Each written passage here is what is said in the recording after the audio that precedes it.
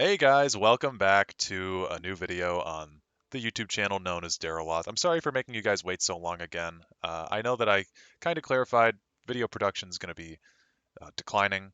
Unfortunately, I like making videos, but I mean, it's just a lot to try to keep up with in my daily life. So, um, yeah, I mean, I'm feeling great, feeling well, I don't know if I'd say great, but I'm feeling good enough to make a video and feeling like I actually want to edit a video again, which is nice, because I do all the recording, editing, and whatnot by myself. So I've kind of got to be in the right mood, and today it feels like the right mood. I have not played Legends in probably about a month. I've just been doing a bunch of other stuff, and I think it was about a month ago that I released my last video. So, it's all kind of corroborating my alibi at least. Um, yeah, work has just been super tough, guys. I don't like to talk a whole lot about my personal work life. Just, I feel like if uh, an employer found out that I have this weird, obscure YouTube channel, they might be uh, less inclined to continue employing me. I don't know. But yeah, I will just say the work that I do, I'm constantly on my feet and I am constantly dealing with a lot of bullshit. So, uh, yeah, it's just been a lot to deal with in general. And anyway, that's enough about me. Today we're going to be playing Intelligence 4. That is the smartest name that I could come up with for this. It's Intelligence, and it's the fourth deck that I've made in mono blue. So I've adjusted it a little bit. I actually just got done adjusting it right before I started recording this video. So I'm going to go through what I adjusted, what changed. I've never played this on the channel, but I think that getting my thought process will be beneficial overall. And yeah, let's just get right into the deck analysis. So we're going to start out with the Balmora Spymaster. Balmora Spymasters, they're really fun cards. They're very heavily RNG, but this is the game at this point.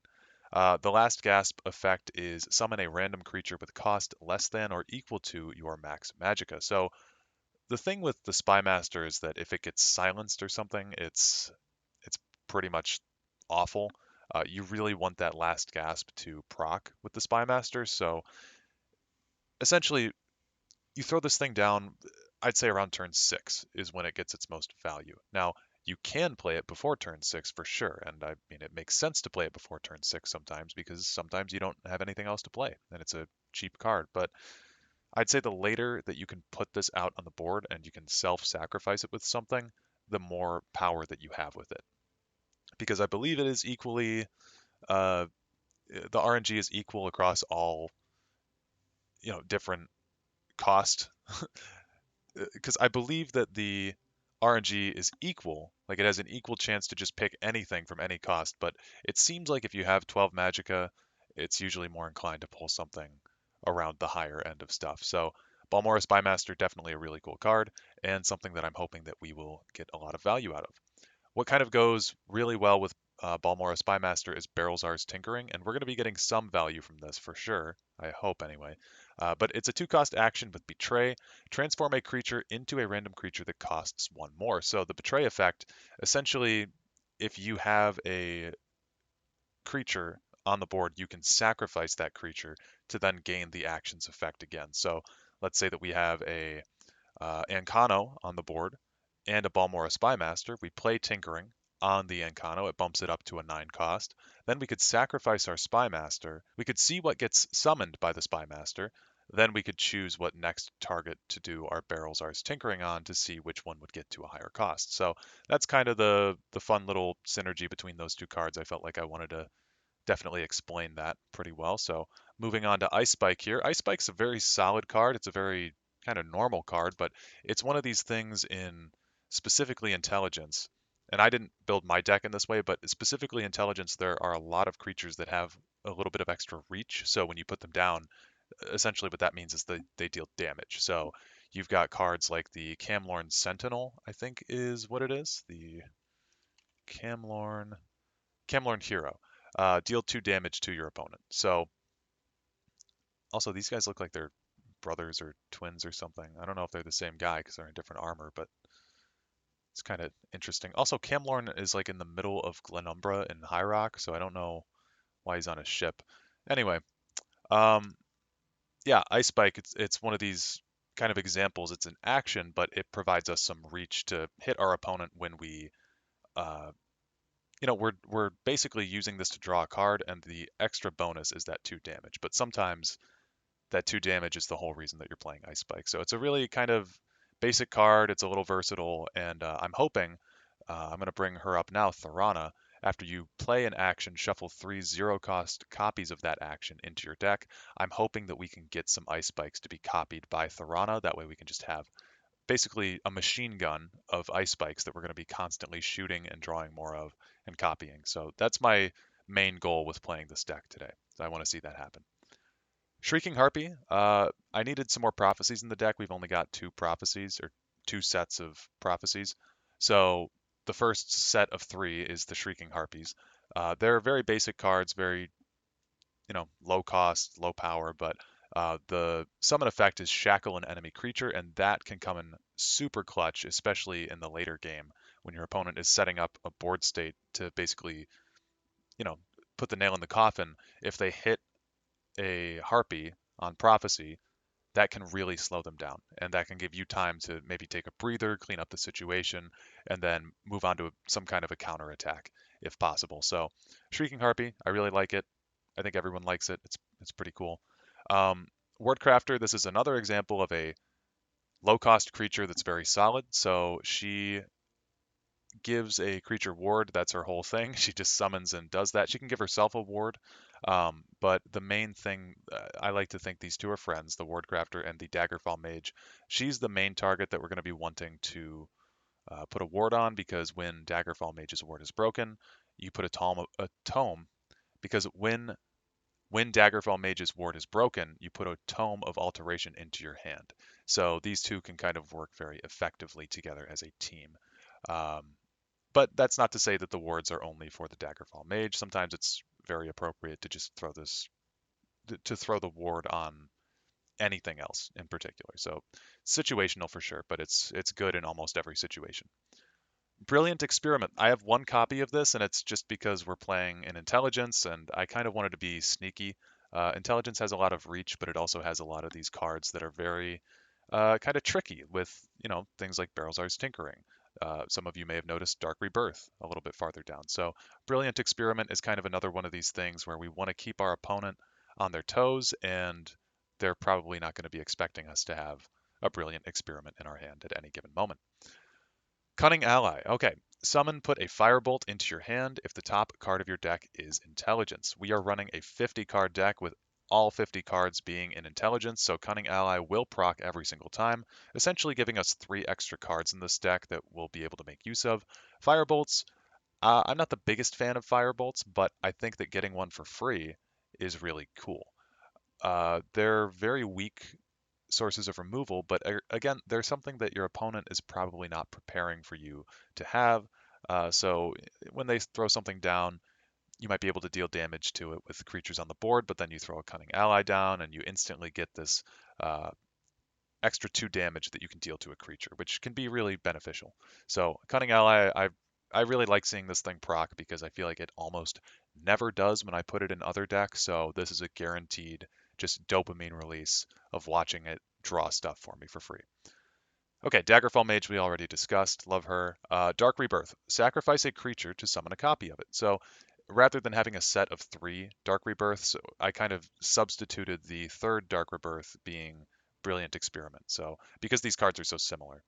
Dark Rebirth is going to be really effective on cards like Balmora Spymaster, cards like Ancano, and cards like Laneth or Laneth. Never know how to pronounce that. Cards like Devaith Fear. Dark Rebirth is going to be really good. I think generally speaking, it's probably better to have 3 Dark Rebirths than 2 and a Brilliant Experiment. But this was one of the changes that I just now made, and I wanted to see how Brilliant Experiment worked. I think that we might be able to get some fun with it. So Fire Breath is a damage dealing action that gets progressively more powerful as you play it, since it's a shout. And it starts out dealing 2 damage. The next level 2 one that you pull will deal 4 damage, and the level 3 will deal 10 damage. The 10 damage can be really cool if you have an Encano on board. It works like a mini red year, where because he gifts breakthrough to any action that you're playing, uh, your fire breath can essentially do up to 9 damage to your opponent if the circumstances are correct. So I like the idea behind that. I think that I've explained this before, but having cards in your deck that synergize with at least something else in the deck is very important to like good deck building. And so I hope that you're able to see that these cards generally all work together pretty well so far. Okay, Elusive Schemer. These are really good. I put them in almost any deck that has intelligence. Basically, the effect is that you draw a card and you get kind of a wobbly stat line with a 3/1 on there. So it's very weak, but it can deal decent damage. But you're really there for the draw a card, and then the last gasp effect is that you shuffle a zero cost elusive schemer into your deck. Remember, intelligence is a tricky color, so there's a lot of little things like this that are going on throughout the game, and your opponent needs to keep track of how many schemers you've killed or whatnot, because you're going to have zero cost creatures of this guy in your deck, and they're really, really, really nice to play because it's free draw whenever you get one. Especially if we get some Dark Rebirths on elusive schemers, then that will generate even more uh, into our deck eventually, which is really cool, especially in a deck that doesn't really have access to discard pile stuff like Endurance does. This deck, it needs to be a little bit more creative with how we prolong the game.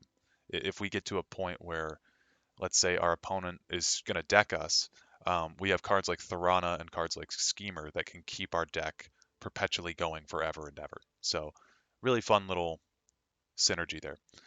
Ice Wraith. Okay, I only have 2 of these. I used to run 3. At the start of your turn, put an Ice Spike into your hand. So, Ice Wraith is going to be another way that we're generating Ice Spikes. Did I say Ice Wraith is a way we'll be generating Ice Spikes? I thought that I said Ice Spike is a way we'll be generating Ice Spike, but that's technically true too with Thorana.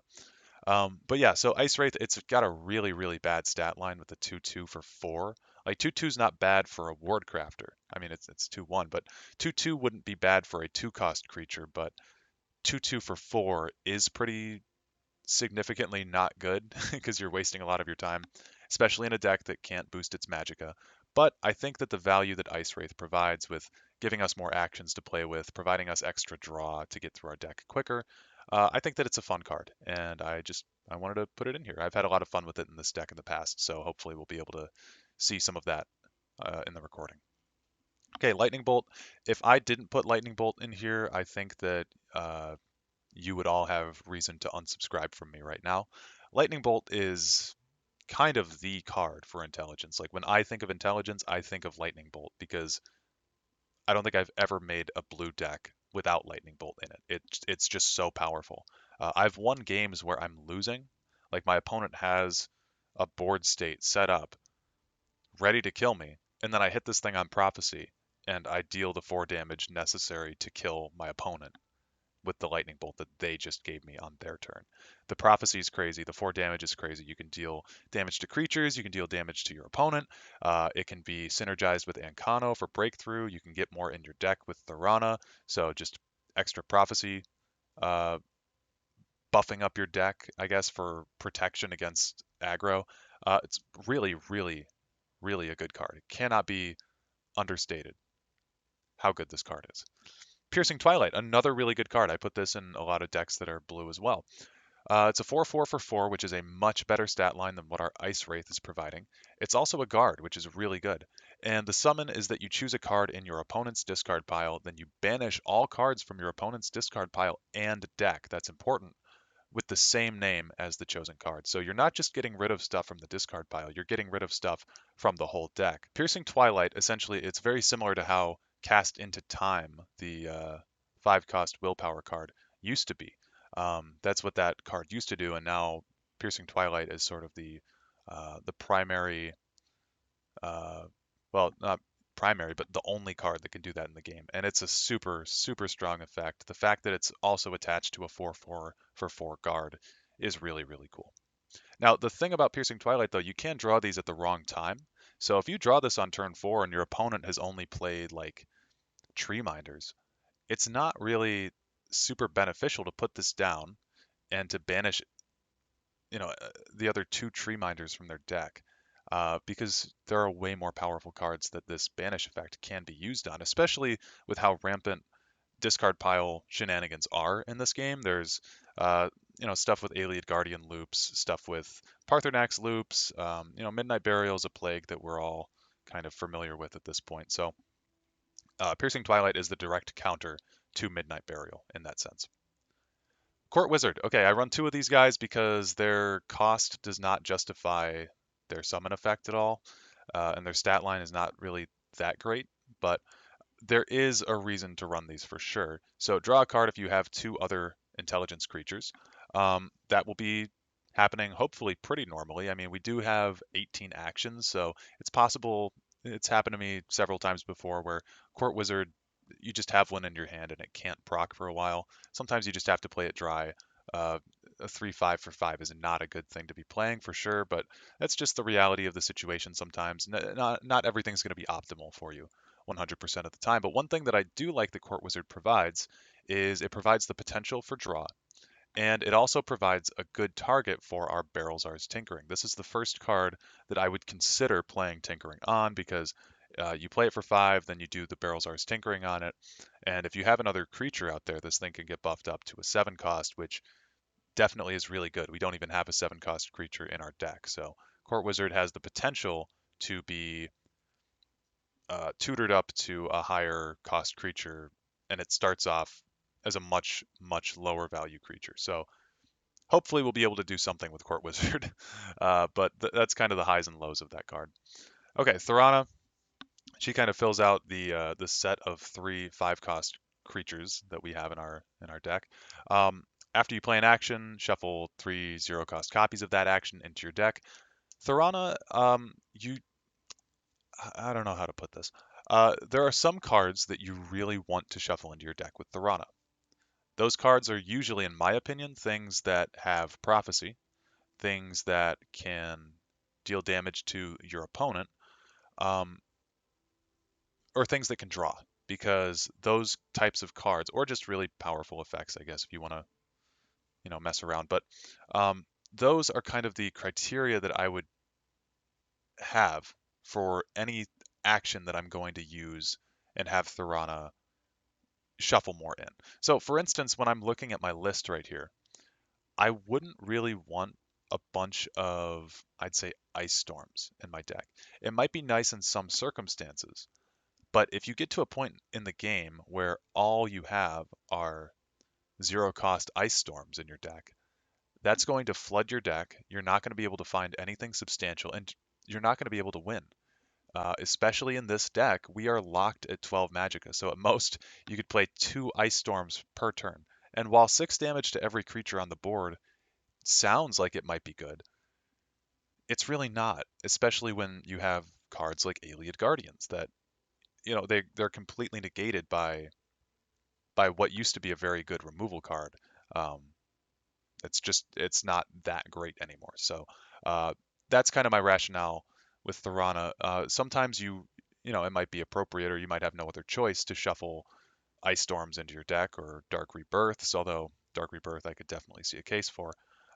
But as a rule, I try to avoid putting Thorana in decks where there are actions that I wouldn't want her to shuffle in.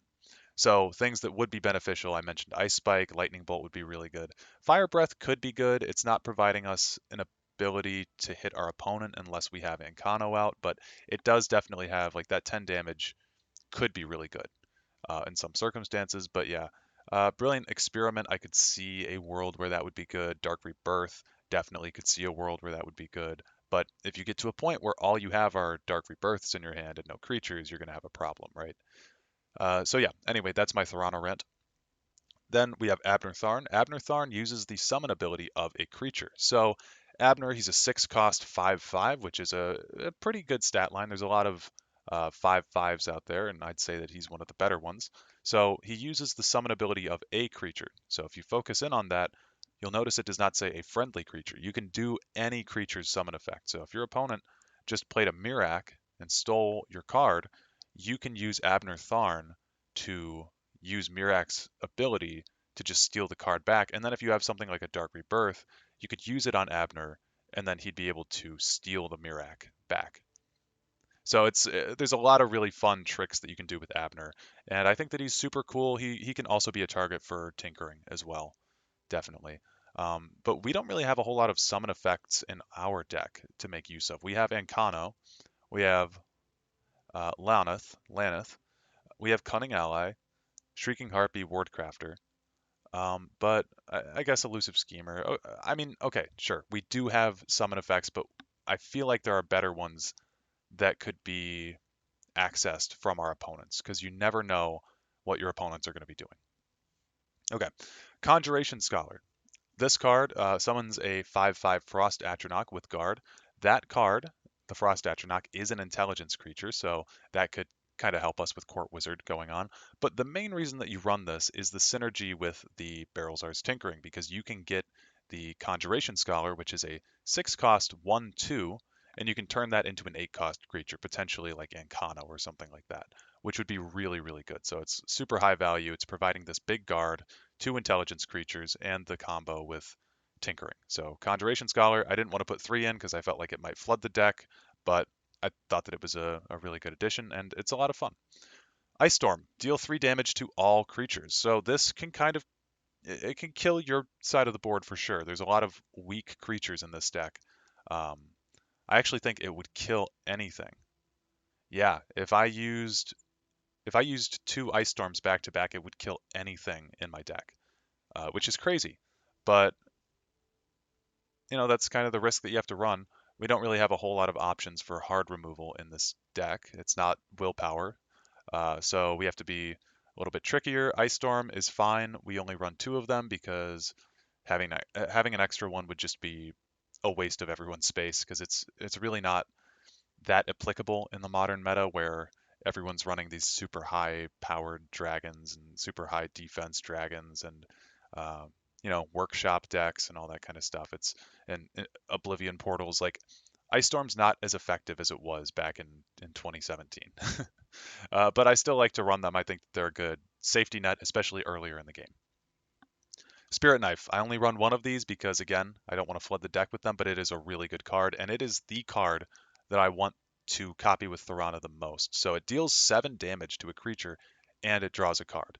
This can be interacted with by Ancano for the breakthrough. You can deal like 6 damage with this thing at the most um, due to the breakthrough effect, and shuffling more in with Thorana is just crazy. It's also, on the surface, Spirit Knife seems like a really strange card, but it's actually very good. The deal 7 damage is such a unique amount of damage to do, and you're spending 7 magicka to deal 7 damage, so it's not like there's a crazy difference in the cost or anything. But that extra effect of drawing a card really makes Spirit Knife much better, in my opinion, than it would be as just a damage dealing card. So Spirit Knife gets my stamp of approval. Ancano, I've talked about him already. I've talked about him in different videos. If you're new to Legends, Ancano's the man. He's also kind of like, he's like Lightning Bolt. He's what you think of with intelligence. Breakthrough, so he just naturally has that himself, but his summon effect is that he deals 5 damage, and then his just overlying, like when he's on the field, your actions have breakthrough. So I've explained this already, but I just wanted to be a little bit more thorough and read his whole description. He's really good. Like, he's really good. You can get a deck with him uh, for like 1,000 coins or 500 coins or something. Um, it's not that hard to get coins to. Just play the game consistently, and yeah, you'll obtain coins. But yeah, so I recommend getting Incano. Uh, okay, I'm just gonna start calling her L. Um, yeah, you draw a card of your choice from your deck. This is a very powerful effect. She is a 6/6 for 9, so the highest stat line creature that we've seen so far in the deck. Um, yeah, 6/6 for 9, draw a card of choice from your deck. Super powerful. Sometimes there's just one specific card that you need in order to finish out the game, and she can really help you get there. So there's not really a whole lot more that goes into that. She's also a really good target for tinkering, because sometimes you just grab the card that you need. If you're on turn 11, you can just grab tinkering, and you can immediately tinker her up to an 11 cost, which you could get like Mirac or Devaith Fear, or I believe Vanis Galarian is also an 11 cost. So the 11 cost creatures are really, really good. Um, yeah, that's basically her story. And then we have Devaith. So Devaith, he is an 11 cost creature, 6/6 stat line. The summon is deal 6 damage to a random enemy. At the start of your turn, Devaith Fear summons a Daughter of Fear. So when you put him down, he has an immediate effect, and if he stays around, he has another effect. The Daughters of Fear are exact clones of Devaith Fear, basically. So they have the same stat line, the same cost, and they do the same summon effect. So you're going to be throwing 6 damage around the whole board if you have uh, if you have multiple Daughters of Fear and Devaith Fear and all that stuff. So really, really fun card. You often don't get to see him stay around too much because he is such a threat. People usually know to remove him if they have the option to, but sometimes he stays around. It's really fun, especially stuff like Brilliant Experiment and Dark Rebirth. On Devaith Fear, we won't be able to do that right away with him because uh, we'll never go higher than 12 Magicka. So if we play an 11 cost creature, we'll have to wait a turn to play Tinkering or Experiment or Dark Rebirth. But um, that's kind of the major setback with him. Everything else is really solid, though. This deck, I've played with it quite a bit in the past. Like I said, I just changed a few things, not really that much, uh, but yeah, we're gonna hop into some games, and I suppose that I will see you on the other side.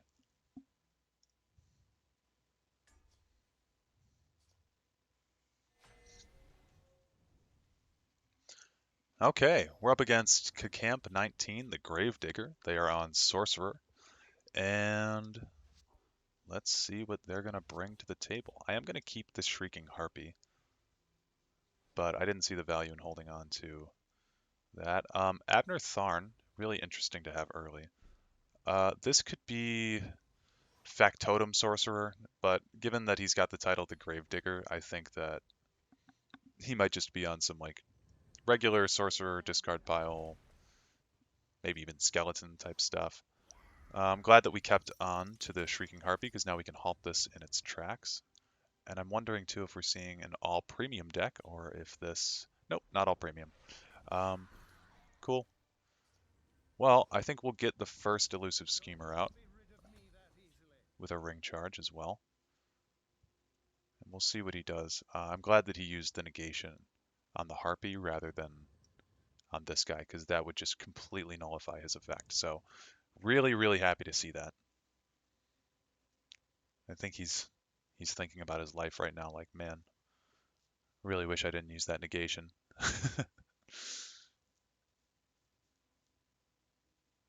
Because normally I feel like there wouldn't be this much thought behind your turn 4 move. But maybe he's got some options in his hand that I'm not aware of. Oh, he's going to get his negation back. Okay, I see. Well,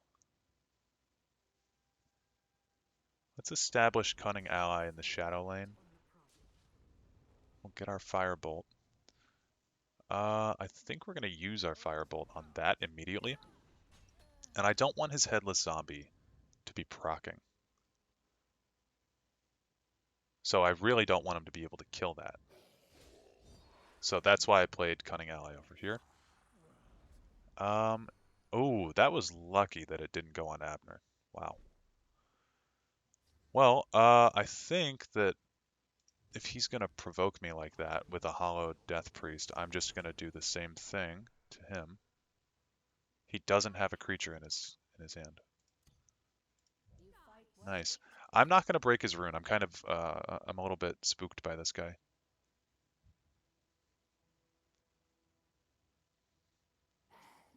Okay, he is gonna break mine though. Channeled Storm. I see why he did that. Okay. Hmm. Well, this might be kind of tough. I'm not gonna lie. I'm gonna continue not hitting him because I do not have a strong board right now. Uh-huh. There's Ice Storm. Might be able to help us. Nope. The Sunken one. Wow.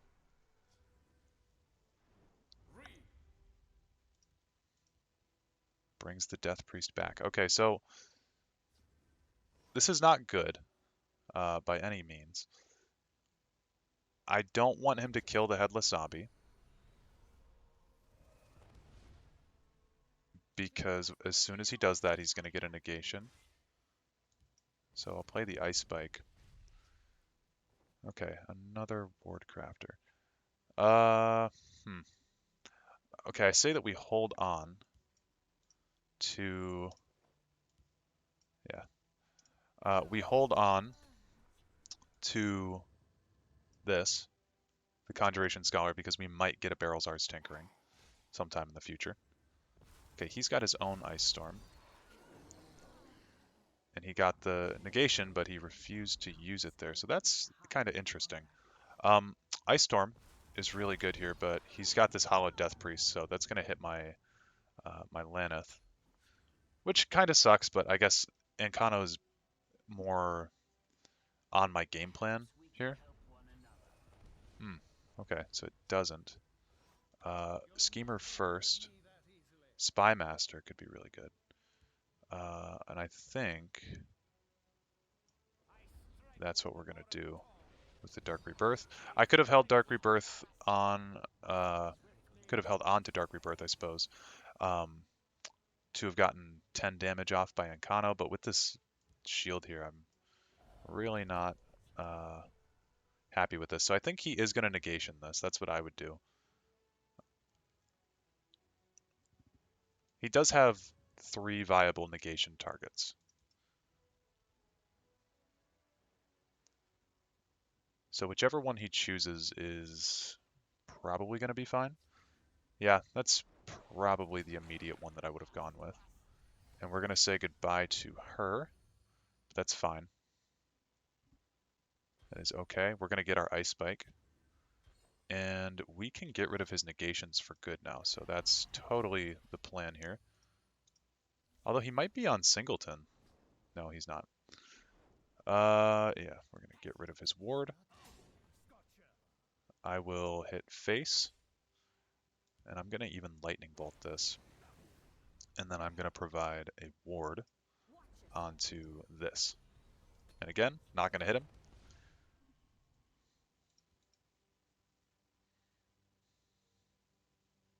It may have made sense to use the Ice Spike on the ward there, but I figured there's probably a better reason to just keep it in my hand until a later date.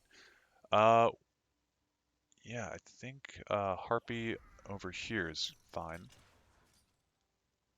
because it allows me to keep my ward on this thing while also attacking his hunger. Okay, see that's probably going to be tough. It's going to be tough to deal with. Okay, there's the tinkering though. So here's what we're going to do. I'm going to deal all the damage I can. Okay. I think killing this could be fine. Okay, he draws his own prophecy. If that's... He shouldn't have anything in these colors. Oh, okay. Well, never mind. Yeah, I was not anticipating that. Well, Ice Spike into... Should we just do Tinkering and see what we would get? I'll do another Ice Spike. That'll bring him into Lightning Bolt territory. We've used 1 Lightning Bolt, so in our deck we've got 29 cards, essentially a 1 in 15 chance. Okay, and he's going to keep playing with the Blood Magic Lord, so he might have Blood Magic spells now. Well, he does have a Blood Magic spell. He might have Drain Life, is the one that I'm concerned with. He can't get through this guard currently. He opts to go for that. Oh. Okay. Well, I think we have to remember, too, that a lot of my cards that would have been targets for tinkering have been turned into shriveled mummies. So it may just be the case that, yeah, it may just be the case that we do. Uh,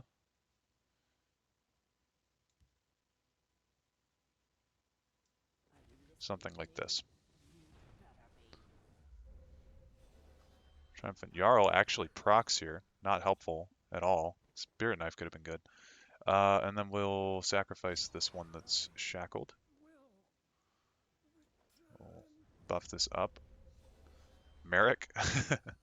Oh, wait a minute. Hold up.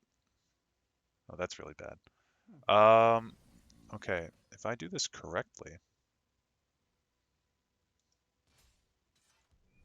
why is this a one? Oh, it's one cost because of the pants. Um, or yeah, the greaves. All right. That was way more successful than it had any right to be. But we still have a hand that's not, it's not great. And if that's drain life, then we've got problems. It doesn't seem like it's drain life though, because he's not doing anything. Oh, it's drain life. Okay. Brilliant experiment. Huh. Okay, he's got 10 magicka. If I brilliant experiment Merrick. Oh shit. He can't really do anything with one magicka though. Okay, this is going to be the most RNG thing in my life, but what if? Merrick is what? 7 cost? Yeah, we have enough magicka for this. This buffoonery.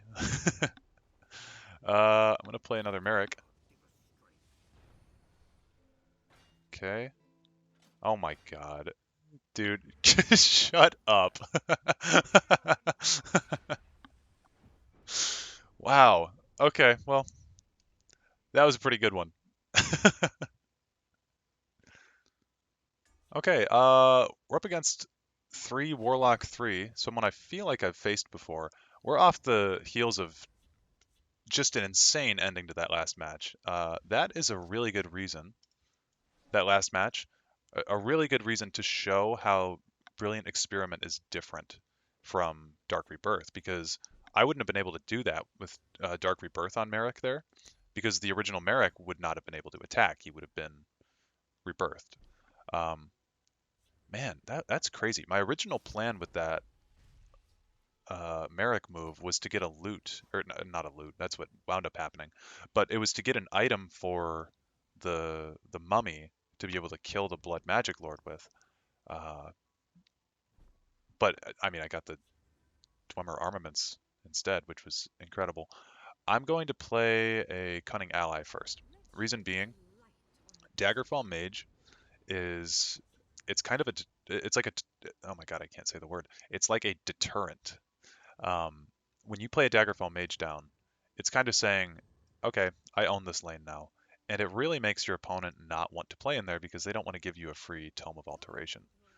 But this is fine. Yeah, this is totally fine. Because now that he's played something, I can either do the Ice Wraith or the Daggerfall. I think I'm actually going to go with Ice Wraith, and I'm going to kill this myself. I could have dealt damage to him, but he is playing an Aldmeri. I forgot to read how many cards. Looks like around 75, but a little bit more. Um, no, 75, right? Yeah, should be 75. Um, yeah, he's playing an Aldmeri, though, and Aldmeri has access to a lot of stuff like that, like Mage's Trick and, all the stuff that I have access to as well. So there's that. A general tip for Legends players, too, is it's good to use, and I'm really bad about this, but it's good to use your full amount of magicka whenever possible. Um, like I had 5 magicka this turn, so I played a 3 cost and a 2 cost, and then I used my full magicka. Because you're just getting more value that way. That was another decision that went into me playing the Ice Wraith because I had 4 magicka and I figured, what the hell, I'll just go ahead and use it. And so now we've seen he used his full turn to get rid of my Daggerfall Mage, because that's how much of a threat that provides. Um, we are actually threatening to overfill our hand here. Got 9 cards. We're actually going to overdraw on the next one, which can be kind of a problem with this deck. So if he notices that and he doesn't kill my Ice Wraith, Um, that would suck a little bit because we could overdraw something important to our game plan. But if he does kill my Ice Wraith, that's cool because then we won't overdraw. Okay. This card is way, way stronger than it has any reasonable right to be. And I wonder if we're going to draw a card first. Okay, so we just overdraw the Ice Spike. Never mind, that's fine. Now, I could play Court Wizard, but we are having this issue of having too much shit in my hand. So I think we'll probably... I got rid of one thing. We're at 9 now. Play this, we'll still be at 9, then we'll just overdraw another thing. So I'm actually going to do my principle that I said before. I'm going to play my Daggerfall Mages. I'm going to use the 6 Magicka that I had access to and just play both of those. So we advance the board by 2 creatures, and we provide really serious threats. And then we leave the onus, I suppose, on him to clean up my mess rather than me slamming into his Slaughterfish. He now has a big problem to deal with, so his Slaughterfish will need to slam into one of my creatures, probably the Elusive Schemer, so as to not break the ward on my Daggerfall Mage. So hopefully that's all kind of making sense here. And this would be a solid option normally, but I actually am kind of tired of my Ice Wraith, so I'm fine to see it go. And he is straight up not caring about what I'm doing, which I think is pretty funny. Uh, so 6 from hand, 5 on board. Then we would need to deal 5 more damage to him. Now, unfortunately, I'm not just instantly winning here. I do have a little bit of cleaning up to do. So if he didn't play that guard, then I would have been in a much stronger position. We'll play the tome on him. Ooh, okay. See, now we've got a turn going. Oh, shit. Oops. I didn't notice how many cards I had. Play a Spy Master. I'll do that and break his rune. And so you can kind of see how this deck works off of every other card within it. This is a deck that I've really wanted to show for a while, but I didn't know how effective it was going to be when I actually record with it. Because sometimes there's decks that I love, but I've tried to record decks, or tried to record me playing them in the past, and they just perform horribly as soon as I turn the camera on. My Altar of Dagoth video, that took a lot of time to actually find matches that were showcasing the potential of it, which I guess you could say might point to it being a bad deck. I would disagree if you said that, but oh my god. Well, there we go. So, good game. Definitely demonstrates the power of Balmora Spy Master. And yeah, I think we'll destroy our other tome and finish him off with a lightning bolt. So yeah, I mean, pretty solid deck, right? Okay, we're up against um, Mark CW Beats. Mark CW Beats, something like that. This hand could be pretty solid. I'm gonna keep it. He's on Tribunal, whoever he is, and they are on 93 cards. So we'll see. We'll see how they do. Tribunal is one of these decks that I think you can usually get away with throwing a bunch of crap in there because Tribunal just has such strong access to good removal cards like Cast into Time, Piercing Javelin, and these guys too. Some of these Pilfering Khajiits are really tough to deal with. But I do prefer to see them in a deck like this than in Monk, because Monk decks probably some of the most obnoxious things that you could ever play against, with everything just moving around. Histgrove, I'm not super concerned with that. I don't have a way to deal with it actually in this deck, but I'm not super concerned with it. I'm hoping that we can whittle him down to a vulnerable position before he gets to 15 Magicka. I also have these two Piercing Twilights, so I figured that if he plays, okay, so he's gonna just boost his Magicka again. Yeah, if he's playing stuff like that consistently, that'll be probably fine. And I'm gonna do the Ice Wraith over here. We'll see what his reaction is to that, if he really cares or what. If he does use something to remove that, then oh Jesus Christ, this guy's okay. So now I actually am worried about the Histgrove because this guy's kind of testing what I'm able to do to him. I can't kill this yet, so we're gonna just have to get a little bit creative. Okay, we could threaten him overdrawing. I don't think it'll be a great threat, but it'll be a threat. Uh, hmm. I'll hit him with the Firebolt just to use the rest of my Magicka on this turn because we're gonna get another one anyway, and I know that we're gonna want to deal with that. So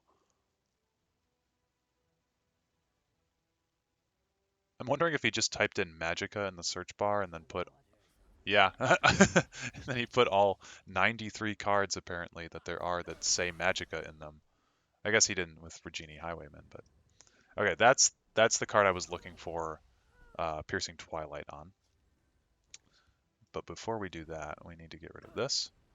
He is extraordinarily close. Did I?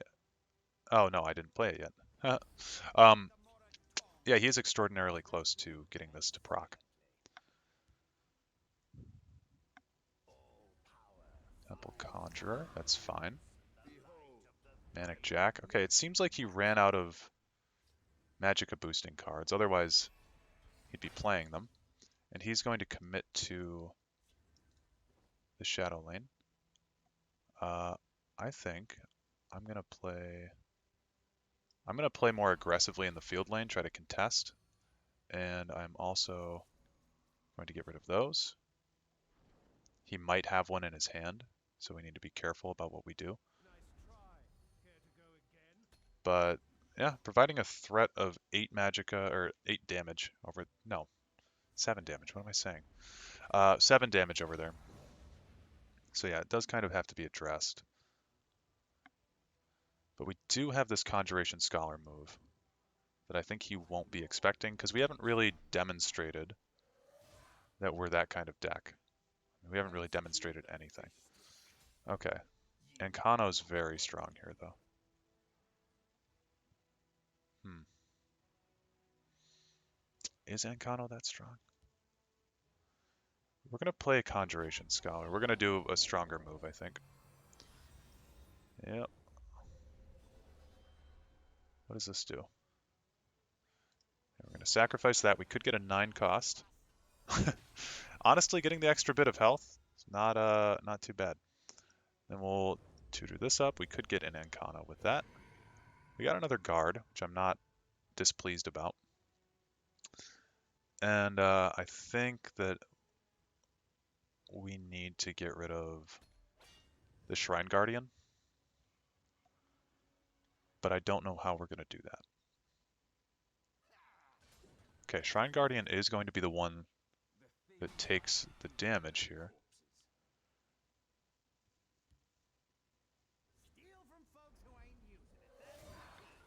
Gotcha. He's going to destroy that lane. He's still got access to 10 damage. I cannot believe this is the card. That's the card that the dragon brought back. Great. Okay. How much reach are we looking at here? Not enough to do much of anything, to be honest with you. He is going to get something back from the discard pile, which is super, super unfortunate. So I think what I can do is set up for worst case scenario, which would be he just beats the shit out of my face. Uh, so we're going to put more lightning bolts in the deck as a defensive option.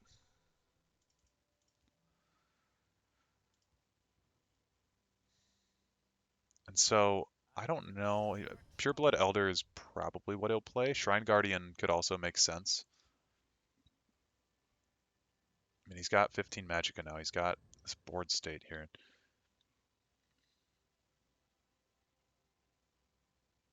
Yeah, and it's just going to be very hard to deal with. Oh wow, two of them. Okay. So, yeah, he's kind of owned me here. I do have this fun Ancano move, but he has like 24 damage over here just on one side. Uh, but it's Ancano Dark Rebirth. Um, we can play this over here maybe as a deflection. So, 5 damage.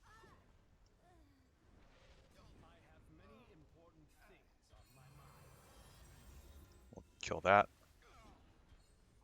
Um, and there we go. So if he decides to attack my Ancano, which I don't recommend that he do, um, or if he decides, yeah, okay. Oh, Jesus, that's the line he says? Yo, okay. If anyone doesn't know what this card is based off of, uh, Google, here, I'll Google it for you first, okay?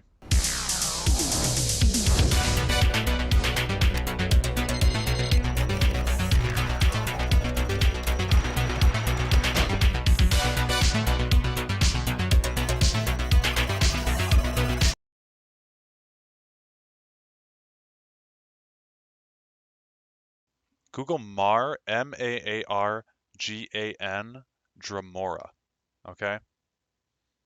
So Maargan, Dramora. And then you'll find on Hydra or on Hydra. Um, just look at his quotes, okay? That's all I'm gonna say. Pretty insane of them to include that line though, that reference in this game to that line. I've never heard that before from the Shrine Guardian, but he is based off of a particular Dramora in Margon. But you know what? We'll just let Margons be Margons. Okay?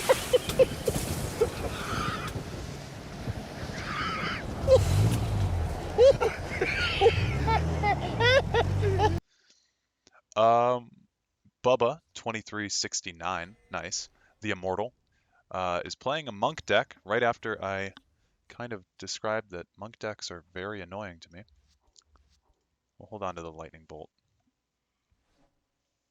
2 lightning bolts. I don't know if that's something we want to see, but we'll make do. We'll make do. Court Wizard's also pretty bad to see, but we still have potential to draw one of our many 2-cost things.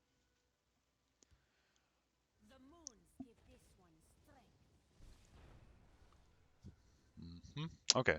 Daggerfall Mage is fine, because by the time that we establish this, this thing will be at a 3/3. Now it'll probably move into the other lane. Yeah. And a good tip that you'll get from me right now. If there's ever like, oh, wait a minute. That's the right move. But I was gonna say, if there's ever like a Blood Pact Messenger and you can't do anything about it, don't get tricked into playing against it. Yeah, don't get tricked into playing against it with something like if I'd thrown my Daggerfall Mage there, this thing's gonna die next turn anyway. Wow. Uh, here's the thing. I really don't want him to have this because right now I have such a huge card advantage on him. I can Lightning Bolt this. What does Darkmane do? Yeah, that's fine. We don't have to worry about that. Oh, Cunning Ally is a better option. It's gonna waste a Lightning Bolt, but Cunning allies way better.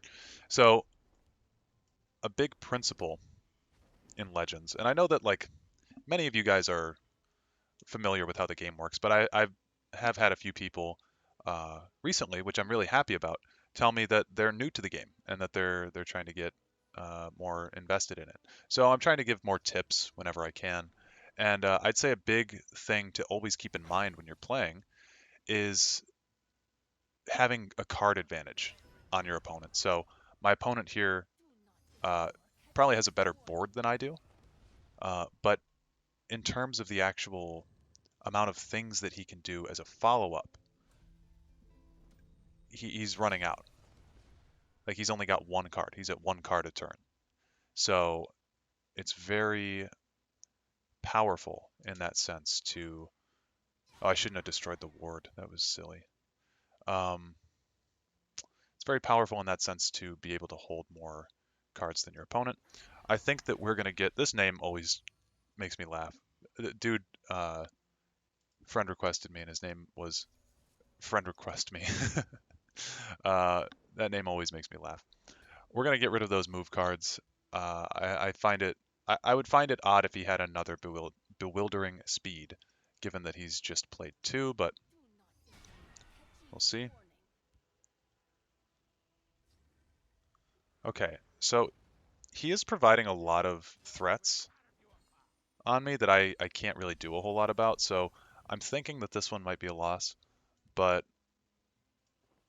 we may see. Parade. Um,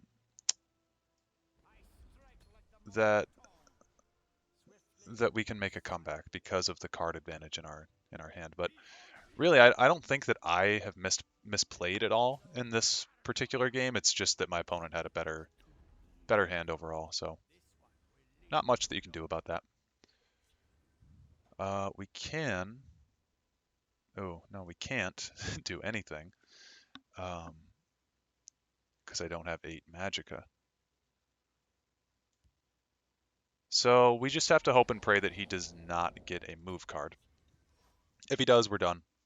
But that's kind of how Monk is. You can't ever attack anything. Yeah, good game. You can't ever attack anything in Monk, and that's what really pisses me off is that they're constantly just moving around the board, and it's not really fun for anyone but the person playing the Monk deck.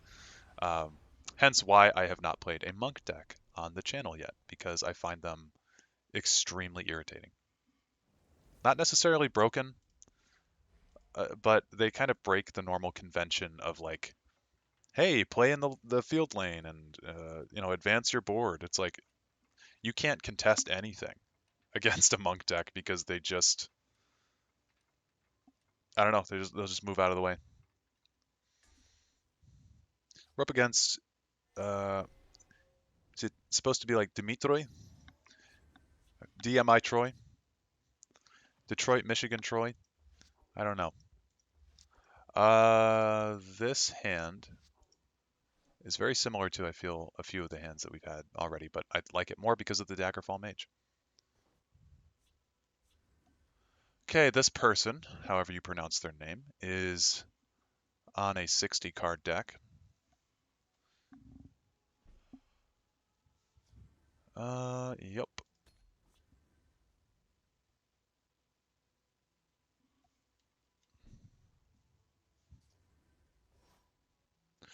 Not going to play the Harpy because the main use of Harpy is its summon ability, and with nothing to shackle, there's no reason to play it.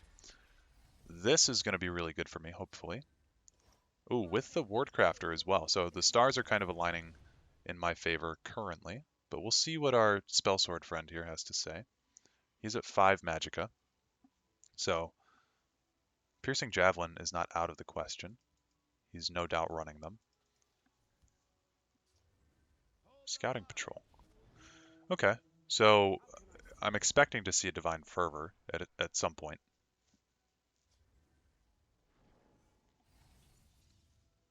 Hmm.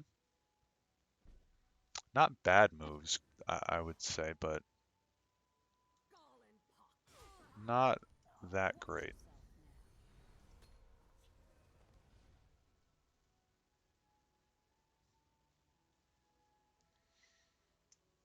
And sometimes I'll make a move too, like I just instinctively threw my Ward Crafter in the shadow lane. And then I thought about it. I was like, was that the right move? Should I put it in the field lane? And sometimes you just have to trust yourself because you'll doubt yourself, but then after thinking about it, it's like, no, that was the right move. Like my first idea was definitely the right move because then I wouldn't be able to break the ward over here. So I think we actually lightning bolt this to get it off the board. I'll hit him. Now we have two Tomes of Alteration, which are very strong cards.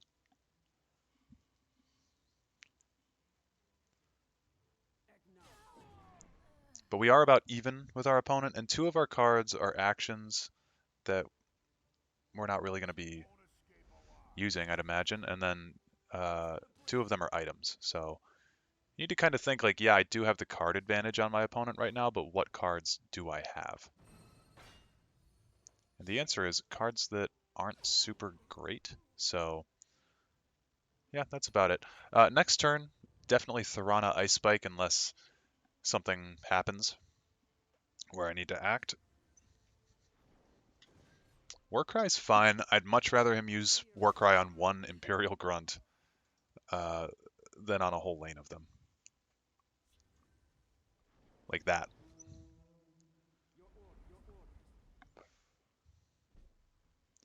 Okay. Do you remember when I said that my goal this video was to do this?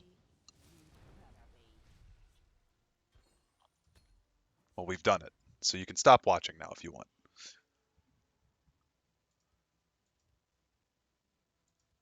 I just want to live in a world where I have a deck it's one Thorana and 49 Ice Spikes. It's all that I really want.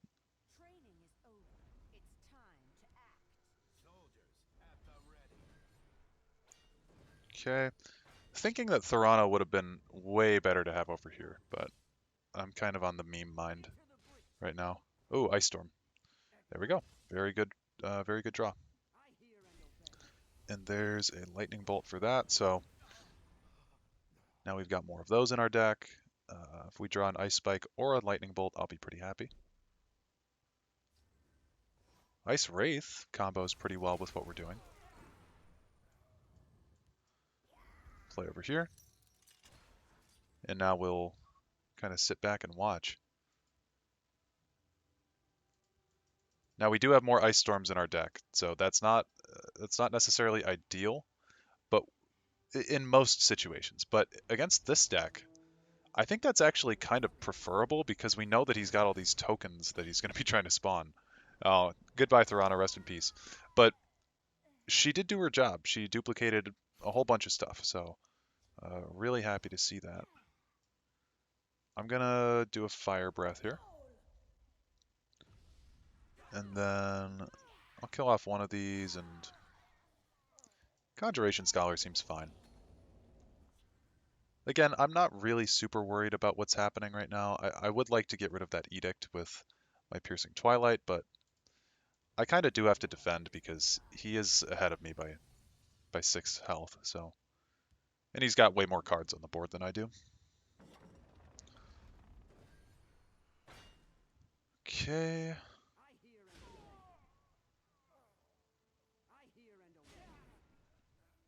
Okay, so now I'm about to transform this. So something that you can do when you're going to transform a card is you can do some damage with it first. That way you're at least getting some value with it while you can play, like while you can swing it. Um, that's kind of just my 2 cents on it. So we're gonna Barrel Czar's Tinkering over there. We get a Merrick with pretty much no value. uh, sacrifice this. Oh wow, there we go. And I think we'll actually get rid of the Incarno. Get a Mulamnir. Okay, cool. So we were able to clean up, and I'll play this Twilight over here.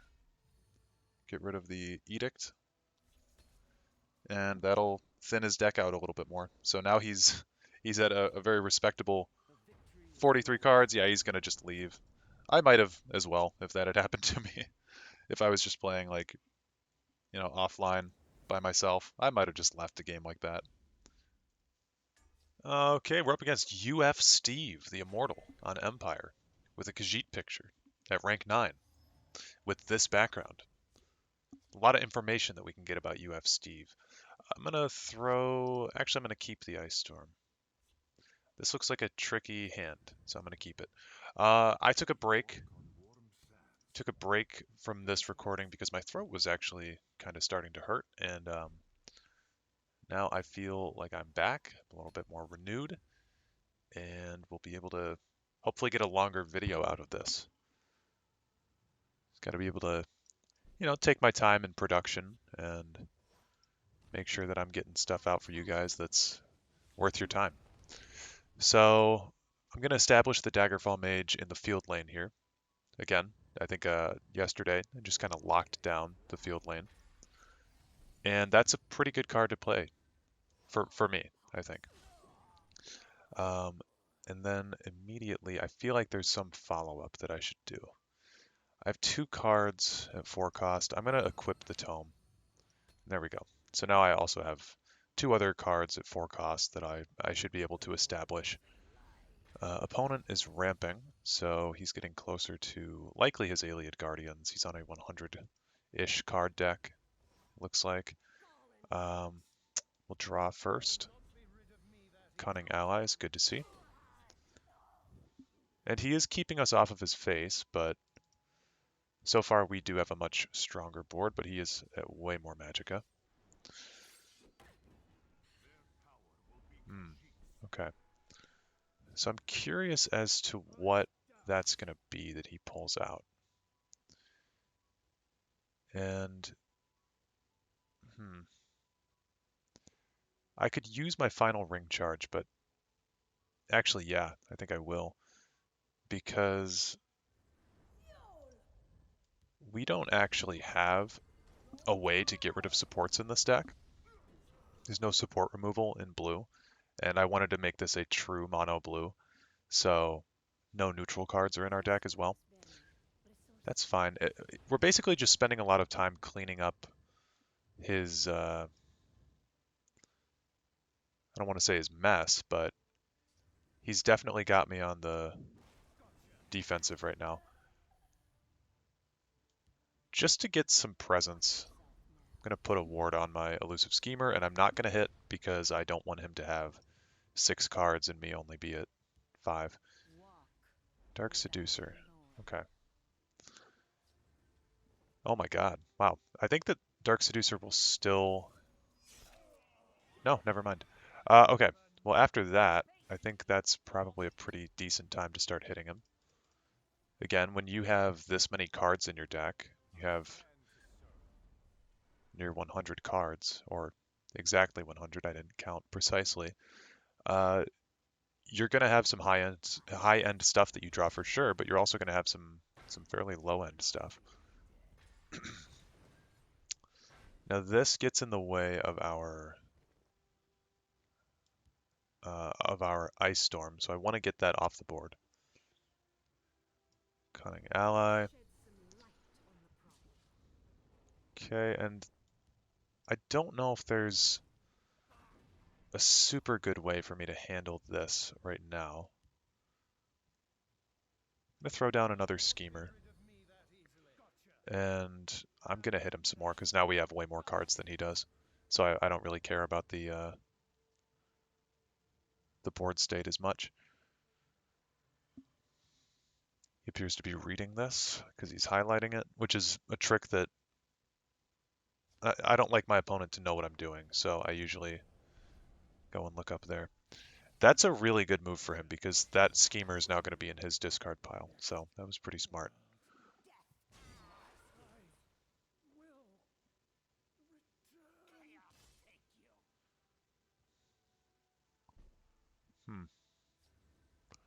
Okay. I think that playing a Harpy here is... Oh, I just got a text on my phone. It's about my next eye exam. Let's see. Shrieking Harpy, I think, could be good here. We'll want to pin this down. And I think we'll do a Conjuration Scholar.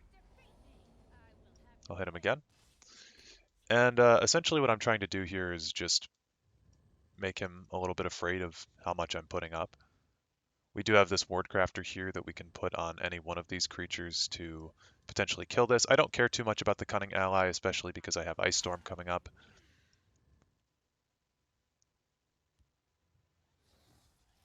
Yeah, so that's going to be something that we'll want to address. Uses an Edict of Azura. And I think I'm okay with doing that and just keeping this on the board. I do have Dark Rebirth, which could be pretty cool. Yeah, I think establishing this, getting the Barrelzar's Tinkering, and then we could do a Dark Rebirth on either one of them, comboed with a Tinkering, just to get some pretty high value. Our opponent could do something that would irritate me. I don't know what he could do exactly, but Javelin on either one of these guys is not good to see. He could have pulled Devaith out as well. That could have been a good move. Oh, well, don't need to. uh, yeah, but we'll see what UF Steve is up to. If he has Ayleid Guardians, now would be the time to play them. Okay. Okay. So, oh, and there's a Tinkering. Wow. Well, let's hit him like this. And wow.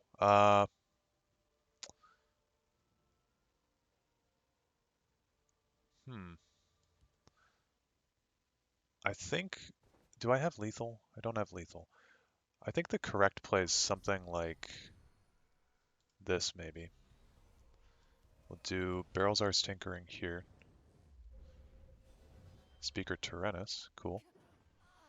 And then we'll see what he turns into. Looks like Mirac, yep. I'm gonna steal this.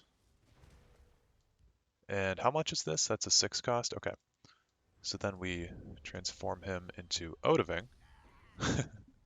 We'll sacrifice this. Yeah, thank you. And then we'll turn this into a 7 cost. Guildsworn Honeytongue. I don't really like to see that card, actually. That's kind of annoying. Abner Tharn. And that. Now, I could have done a Dark Rebirth on my Odahviing, but yeah, I didn't really want to. And I also don't want to give him the Guildsworn Honeytongue because then he could just take my Odahviing, and that's not cool. Okay. And so that's a win, provided that he doesn't have a way to kill that.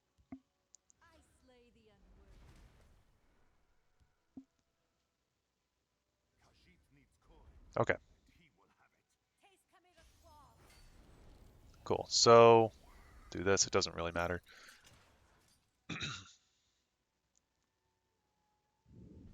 Okay, so specifically the reason why this is a win is because we can just transform this, and it doesn't really matter. So, good game.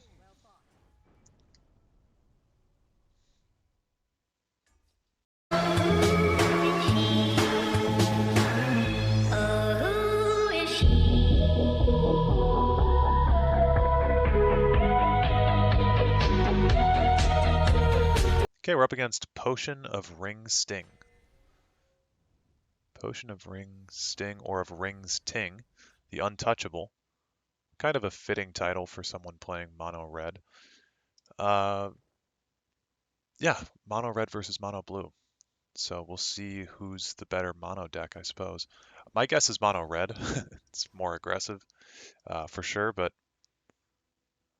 we can stall his aggression a little bit with a Shrieking Harpy here. Yep. Oh, yeah. See, this is going to be tough already. So instead of Shrieking Harpy, I think I'll do... Actually, no, I will do Harpy, but we have to shackle that. That way we can kill the Fiery Imp.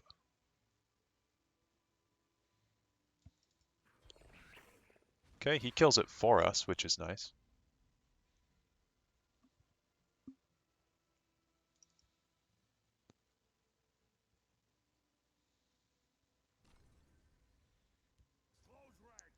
he's got the more cool Gatekeeper. Wardcrafter actually deals with either of those threats, but I think that Cunning Ally's better. Well, I don't know actually, because Cunning Ally will generate the Firebolt that we can use next turn. So I'm gonna get this down, and then Cunning Ally can come down and it can Firebolt probably the Gatekeeper. Doesn't really matter who though.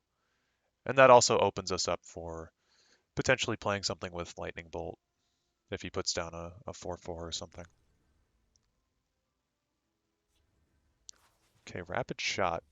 Uh, Not a bad move. Okay, actually a very good move now for him considering what he's playing. And if you guys noticed, we have 2 Lightning Bolts in our hand, so we've only got 4 Prophecies in the whole deck now. But we can kill the more cool Gatekeeper, like so. And that will kind of force him, I'd assume he runs a few items in this deck. It'll force him to either equip an item and kill this, or just slam into it with the uh, Valen Wood Huntsman. So we are putting up a bit of defense, but not really anything super crazy.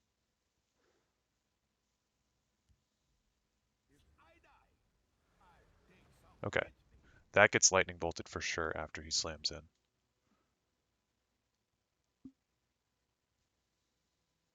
And we're coming up on the Conjuration Scholar. If we can stay solid for another turn, we can get this guy down. There's another Wardcrafter. I really want to play that Wardcrafter, but I can't allow the Whiterun Trooper to be on the board. And it does feel bad to use a 4 damage dealing action on a creature with only 2 health, but I can't really, yeah, I can't really risk getting down to such a low health state. So Conjuration Scholar will be next. Yeah, Conjuration Scholar will be next. And then potentially we have Tinkering Tricks. Oh, never mind. Never mind. This kind of wins. Okay, we are down 10 health though. So we need to definitely pay attention to everything that our opponent is doing. Mighty Allies are going to be really tough to deal with. Okay, he's running the Scuttler. What a king. This could be a singleton deck.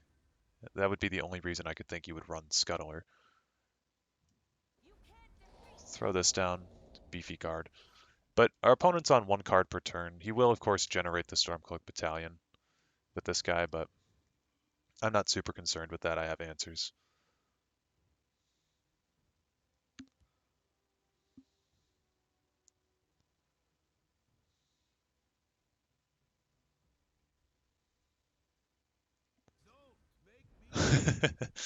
Morthal Watchman. That's crazy. Okay, he's swapping over to the other lane. So I think we'll shackle that guy. I will deal a bit of damage to him. And then I'll play a Barrel's Arts Tinkering on this. Nahag Leave actually is pretty strong. I'm not against just keeping it at Nahag Leave. What are 8 cost things? Ancano, uh, Dark Seducer. I don't know. Let's see if we can get anything better. Thorana's Lawman. Okay, probably not as good, but the ward is nice. And then we'll play a Ward Crafter over here, like so. I do have another opportunity to tinker that up to a 10 cost, but we'll keep it there for now.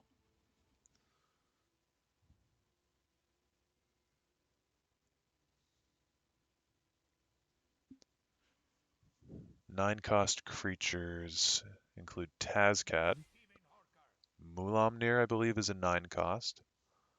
Euraxia Tharn is really good to draw. Okay. We'll bust the ward on this thing. More cool on what?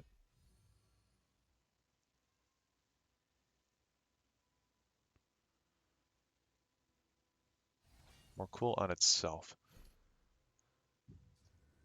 Alright, well we have another harpy, so we don't have to worry about this. Kill that. Do that and that. And then we'll tinker this up. Not green. Pretty good. Get rid of the ward crafter. Buff this up to a 10. Speaker Tyrannus. Always good to see. Since this is the end of our turn, I'll just play this. Cool. Ooh, Fear Totem is nice. Okay. I'm totally fine with keeping Speaker Tyrannus here.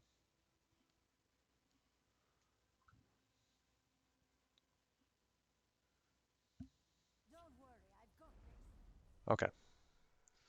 Fire Breath is something that we have to look out for. Dark Rebirth is pretty cool. I'll Brilliant Experiment this. And then we'll see what we get. I think we're going to keep this thing. Well, no, I probably shouldn't. I'll just kill it. Because we really could have perpetually kept that thing shackled for quite a while. I'll play Paralyze on that, generate a new creature. Waves of the Fallen. Not bad. We'll keep on going. This has turned out to be a really interesting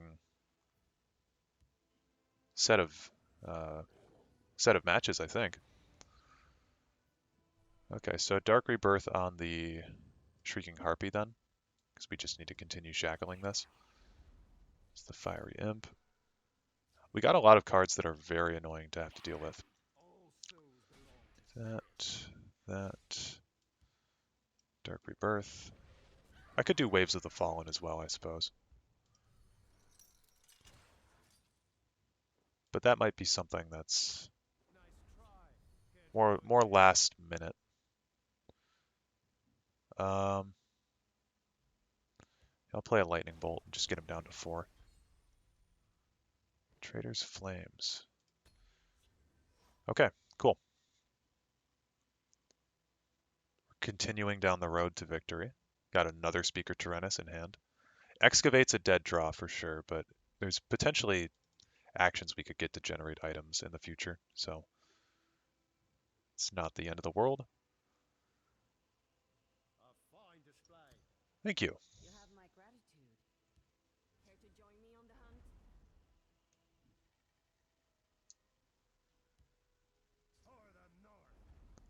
So our opponent's at least going to play out his hand and be a good sport about it.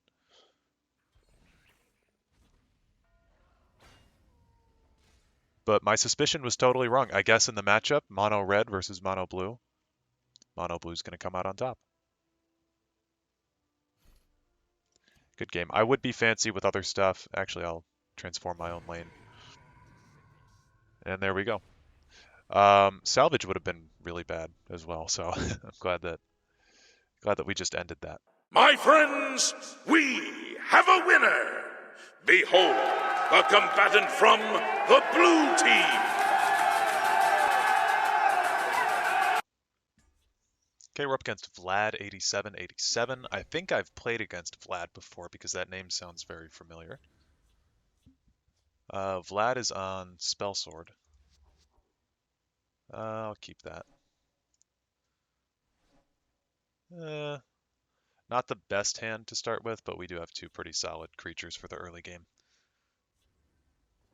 Piercing Twilight. Yeah, Vlad is on a 50-card Spell Sword deck, so that's nice to see. It's refreshing. I don't know what it is with Spell Sword, though. I feel like I've seen like 2 or 3 Spell Sword decks. Still not playing anything.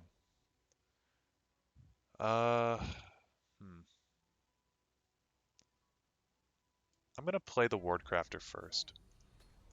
It might make more sense to put the Schemer down and then play a Wardcrafter, but I do want to just establish myself before I see anything that he's doing. And my thought was that since we're at such low ranks, maybe somebody would have... Okay, so this is maybe the Dragon Spellsword deck, but maybe somebody would play like an Edict, and then I could just Piercing Twilight, do the Piercing Twilight move on it. So we'll see. Oh, yep, there it is. And so that's Call Dragon, I'd imagine that he has, which I thought that we might be able to avoid seeing that. But you know what? If he does play Call Dragon, we've got these Piercing Twilights, so I'm going to play the Threat of Thorana down now. Use all 5 of that Magicka, and just kind of demonstrate to him, hey, I'm going to do something vile to you. Yep. So now we're going to get rid of the Edicts in his deck. And once those are thinned out, then we can get rid of the Called Dragons. But there's kind of an order that I wanted to do this in. But that was a sacrificial Thorana move for sure. And now we're just waiting for him to get to turn 8, but because he has the ring, next turn I'd imagine we'll have an opportunity to delete his Call Dragons from existence. And so this turn for me, it's pretty simple. We're going to do Shrieking Harpy to Shackle. Just continue establishing ourselves, and then we'll draw first blood by hitting him, dropping him down to 26 there. Okay, he's got Devour, which is kind of a bullshit card. I'd love to take that out of his deck, but he does have a Shout. If the Shout that he drew was not Call Dragon, I will be kind of impressed that he's just playing a normal Dragon Spell Sword. Okay, so what's the most efficient way that I can do this? I have 2 Lightning Bolts. You know what? Honestly, Ancano, Shadow Lane, just being purely aggressive against him, I think might be a good call. He's going to have to take time cleaning up this lane, and then he's going to have to take time cleaning up the Ancano.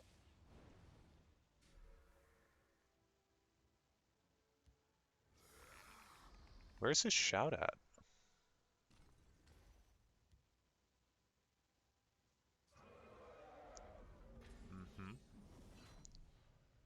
Revered Dragon.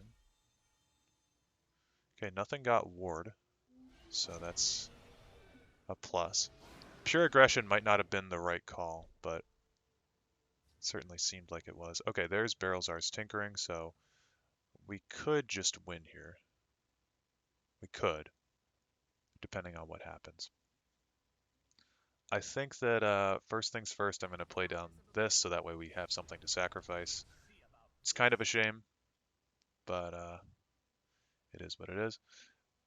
We'll do this. I could have gotten more damage by hitting the Draugr Sentry over here, but then I potentially would have broken one of his runes, and if he got like a Piercing Javelin or something, then this whole game plan is ruined. So we'll do Tinkering on this. Get a Blood Magic spell. It's actually pretty nice. I'm not opposed to keeping that, but I think getting something like a Mana Marco could be better. That's not bad. We threatened to get Thorana back, and I'll play the Corpse Curse over there. I'm not unhappy with how things turned out. Okay, there's the Call Dragon, and that's why we have Piercing Twilight.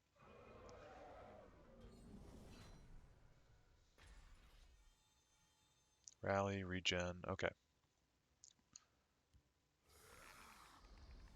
These Ancient Lookouts are going to be really, really annoying.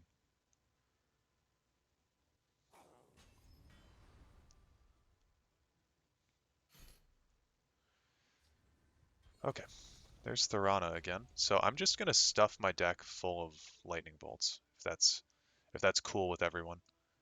And I'm going to hit face, because I think that's pretty funny. See what he does here. If he kills Thorana, oh, okay. I was going to say, if he killed Thorana there, then all that he was doing was allowing Grave Singer to bring her back next turn. So he's got to do that. I think if he hits me now, there's a very high chance that I draw a lightning bolt. Okay, didn't get one there. Come on. Oh, please, come on. Well, that sucks. That was my whole plan. Hmm? Okay. Well, that didn't work. Solitaire. What's he bringing back? Revered Guardian?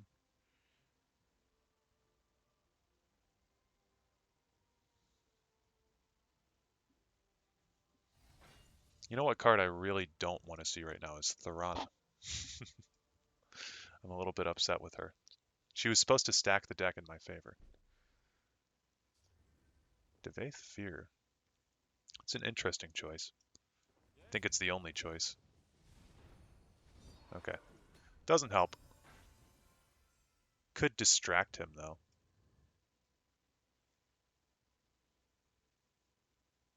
Conjuration Scholar Wardcrafter could have been good, too.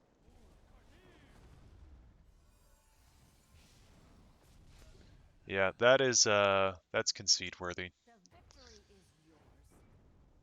Oh well. Dragons strike again. Okay, we're up against the 7th Ronin in all caps. I would scream, but people are home. I'd scream it, because it's in all caps, but doesn't seem like a good idea. Might disturb some people. 7th Ronin is on a 99 card Telvanni deck. So after just facing dragons, we now get to face Telvanni, so that's pretty fun. Yeah, we'll see how the game goes. I don't know. I'll hold out hope, but I don't really have a whole lot of faith in this one.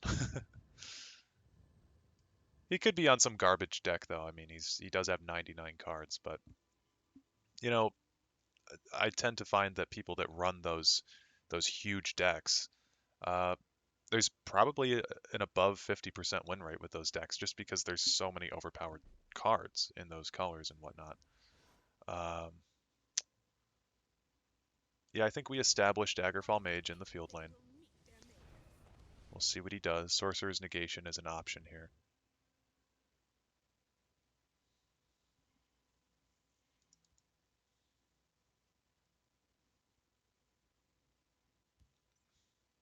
If he plays something against me,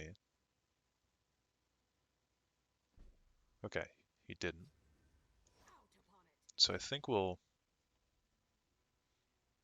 just play down a Balmora Spymaster. We'll threaten him with the tempo on that.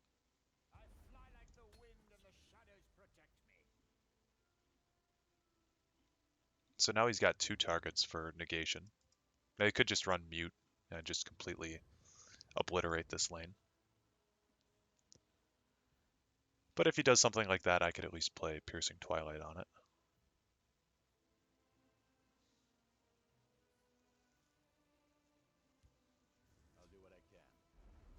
Okay, Determined Supplier is a little bit interesting, right? Because I could play a Tome like this and then just kill it before he's able to do anything crazy with it.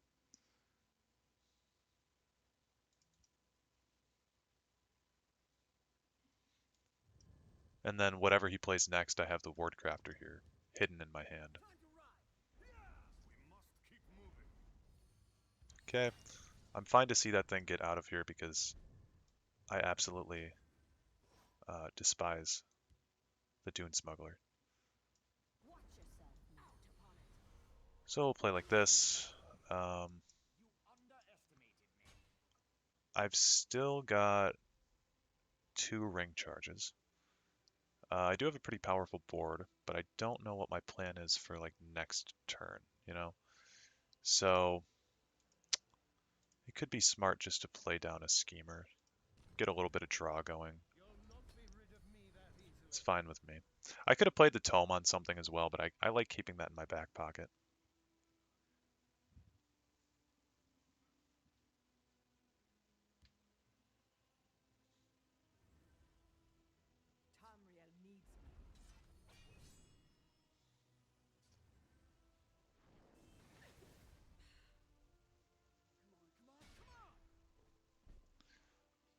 I think the farther that we get, oh, that's good. Let's shed some light on the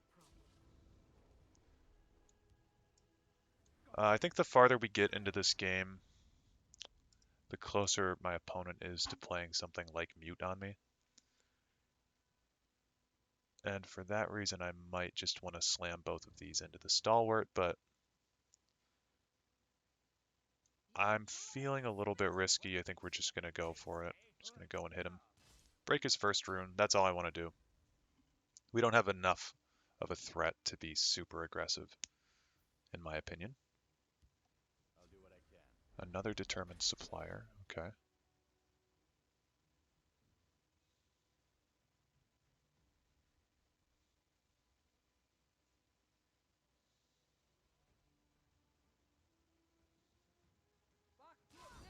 Okay, I'd say that was the right choice. Oh, shit. Oh, we got the assembled Titan. Um, supposed to do two. I never, oh, he left. Okay. I don't think I've ever actually played this card. I've seen a lot of people play it, but yeah, that's insane.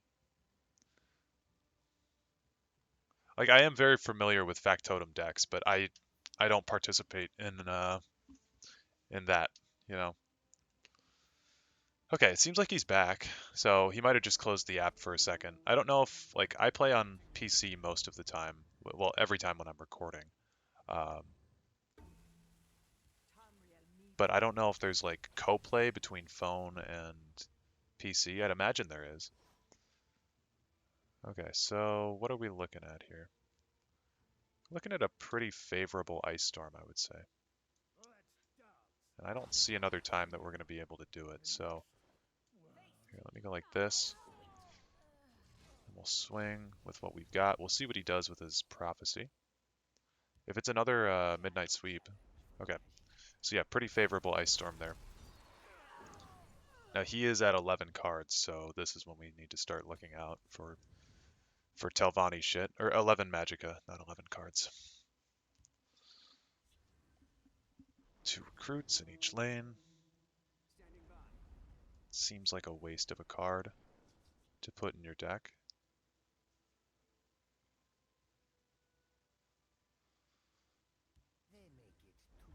Okay. I could not have seen the fact that he was going to play strategic deployment. Like, that is just crazy. So, I'm going to do the Tome. Could do Tinkering as well. Doesn't seem super necessary. I think I want to get rid of his... Maybe Midnight Sweep? I don't know. Throw this Ice Wraith over here. This way, if he doesn't deal with the Ice Wraith, we have lethal on the next turn, provided he doesn't gain health somehow.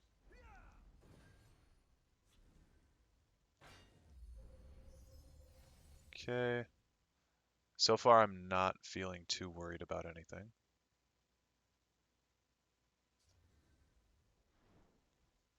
Um,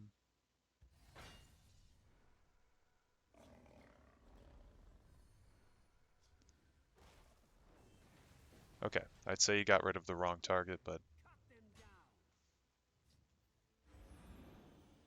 this guy's deck, no offense to 7th Ronin, but definitely you need to look up some deck building tips. Because a lot of this stuff does not synergize. Like, what is Mountain Lion doing in the same deck that Strategic Deployment is in? So, we won, but it was kind of against a like gobbledygook deck. Okay, we're up against Tuco el Capirucho. Tucho, not sure. Tucho or Tuco el Capirucho. I'm gonna keep this hand. And yeah, I had to take another break in recording, so this is actually the day, the third day that I've been recording this deck. Um, I went to go see the new Saw movie, Saw X, with my friend, and it was the first Saw movie I've seen, and it was pretty fucking disgusting. Okay. Ward Crafter over here. This thing's still gonna be alive, so we're gonna have to see what he's up to. Um, yeah, but so that's kind of where I was, and let's see what we can do about this board state. Um, ooh, that's pretty good.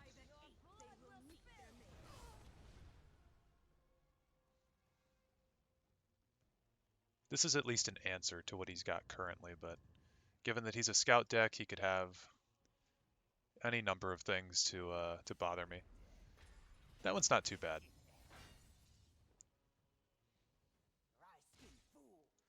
One problem with playing mono anything but purple or green is that you don't have access to drain, so you just have to be a little bit more careful about what you're doing. Okay, what did he have? I don't want him to have any more Fighters Guild recruits, and I would also like to block this off, so it seems like a good way to do both. Okay, it looks like we got all three of them, so we'll be fine. And if he plays any more kind of trash creatures down, then I'm going to ring out an Ice Storm. That is not what I would call a trash creature, but it's also... it's not the best creature in the world. But now he's kind of telling me that I don't need to play Ice Storm anymore. Hmm. Yeah, that's kind of rough. Well, Balmora, Spymaster, Elusive Schemer seems okay. And I probably should have played the Schemer first, otherwise I would have played the Harpy. But I've got this idea in my head to do an Ice Storm, so I'm going to hit him. We'll see what he does over here. I think leaving the guard is more beneficial. Okay, so that's fine.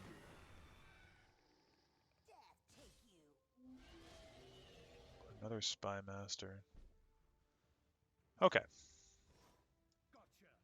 We may be able to stabilize here. Let's see what we get. Choose a card to discard. Yeah. We might want to get rid of this tome, actually. I don't really see a whole lot of reason to keep it. We've got a lot of cards in our hand. I'm probably going to regret that in a little bit here. Okay, the Mournhold Trader and Disciple Namira. Need to harpy that. Cunning Ally. Grab ourselves a Firebolt. And another Spymaster. We're really just fighting to survive right now. We have enough in this lane to put up some kind of a fight against this. He's going straight aggro on me. Okay, well, we'll be able to get some fun stuff off. I actually see potential for fun stuff currently. Wardcrafter on this. We're going to want to kill this first because I don't want him gaining anything.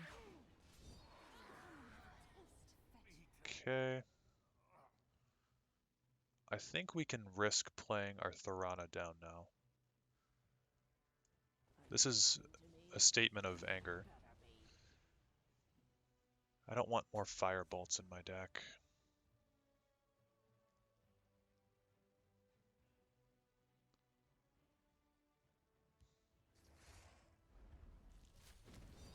Okay.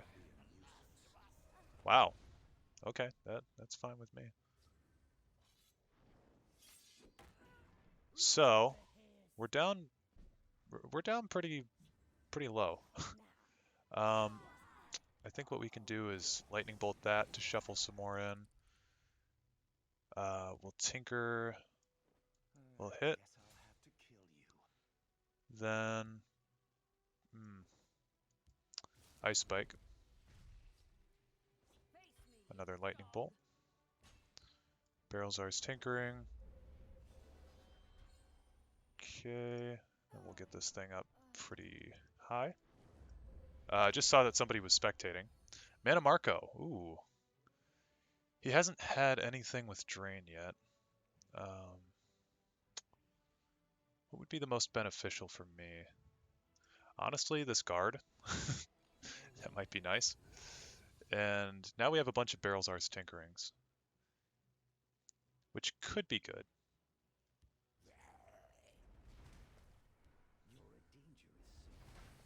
Okay, cool.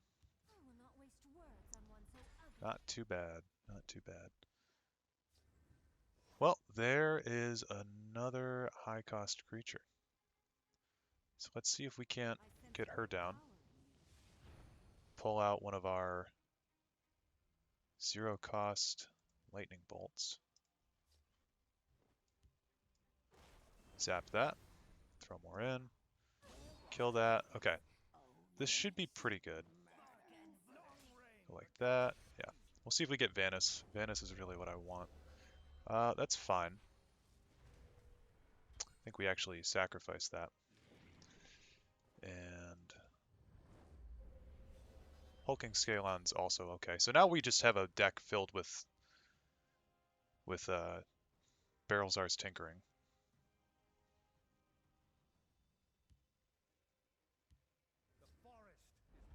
Okay, gonna destroy Thorana. That makes sense. Definitely makes sense. Drain Vitality, that's also fine. Should be fine.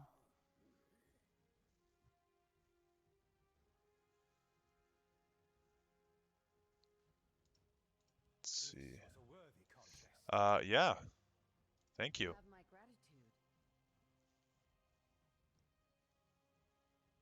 It's all very heavily RNG, but yeah, dude. I mean, we got pretty lucky there at the end. He had us for most of the match, and then right at the end there, we started to turn things around. Okay, we're up against Artem 93-916, the Miraculous. Suppose his name could also be 93,916, but for some reason I doubt that. I'm going to throw all of that back simply because there are better 2-drops in our deck. Like Wordcrafter, that's a great one. You know, I was just looking. If we look at Fire Breath, what is he breathing that fire at? It looks like there's something hidden in the flames up there in the art of the card. Curious as to what that might be. Okay, Artem is on an 80 card deck. Okay. Throw down our Schemer just for that little bit of draw. Get our Devaith on turn 3. It's not really what you want to see, but it is what it is.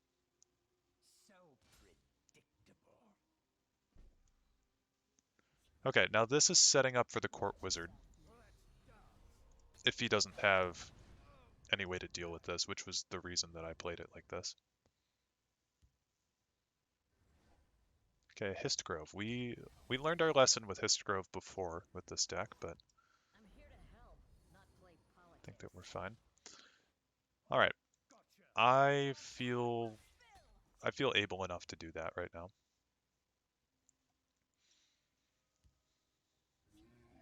Wild's Incarnate. Okay, so I'm glad that I broke his rune. Both of our Fire Breaths could deal with that, and honestly, I'm not super attached to Fire Breath. But check this out. Do we want to do this right now? How many cards am I at? 8. Yeah, I do want to do it just because it's cool. All right. So we get the Moose's ability. We do have a pretty full hand, so we'll have to see how he decides to proceed. He could just hit me in the face and then I would overdraw and then I'd be sad. But rule of cool, dude. I had to do that. Okay, perfect.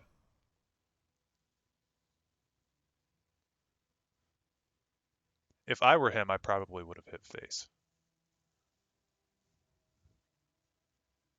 but I do understand also that leaving Abner out there is kind of a liability.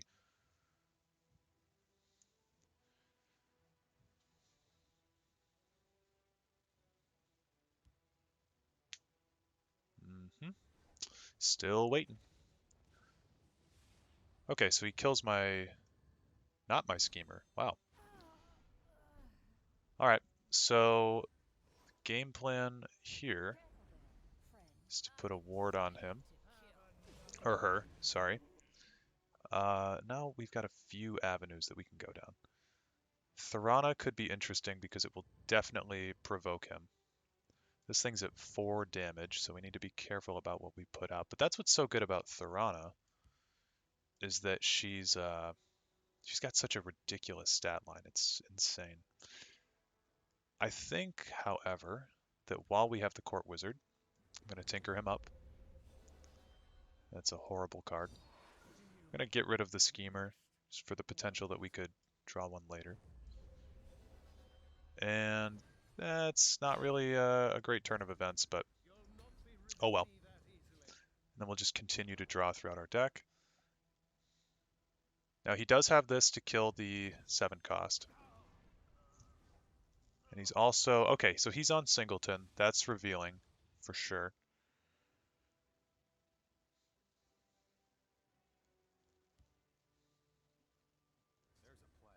80 card Singleton deck. Telvas Magister is a little bit rough to see, but it's okay. Swing like this. Play a Shrieking Harpy. Fire Breath is not something that I'm interested in seeing put back into my deck, so I'm going to play them before I play Thorana. That's probably Manic Jack, or the Rayvar and Teyvat. Or Rayvat and Teyvar, or whatever those cards are called. The unique ones.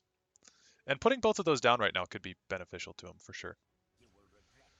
Grand Inquisitor kills the... Yep.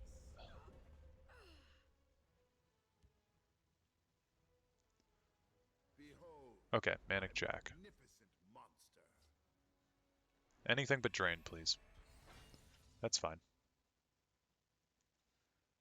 So now he's got a decision to make about which target is more vulnerable. Okay, he decided not to use that. I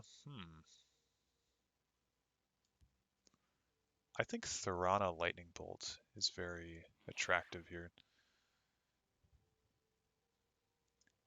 So we'll break the ward. Yeah. Thorana Lightning Bolt. We tried this once already, it did not work, but we're going to try it again. Especially since we're a ring charge away from Devaith Fear.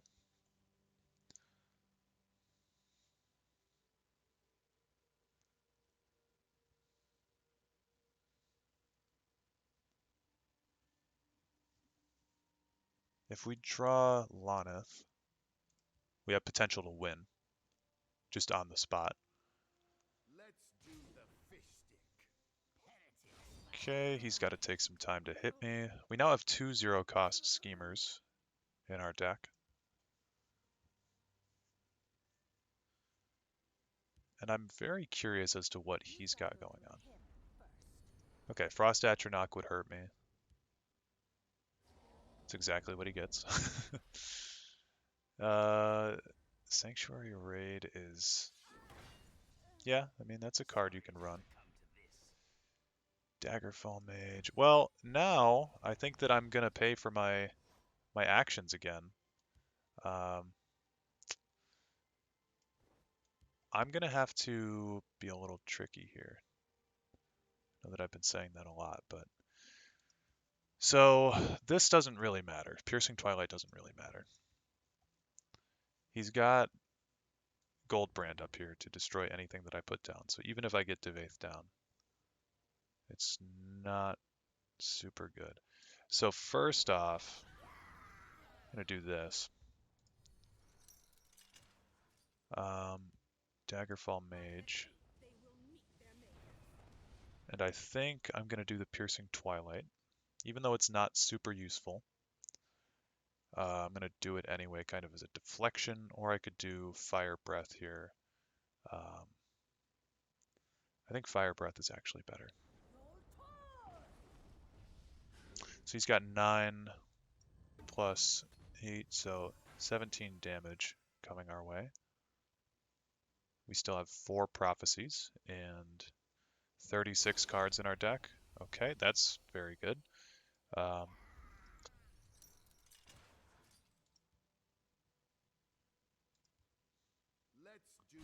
nice. Okay. I'm gonna pocket this.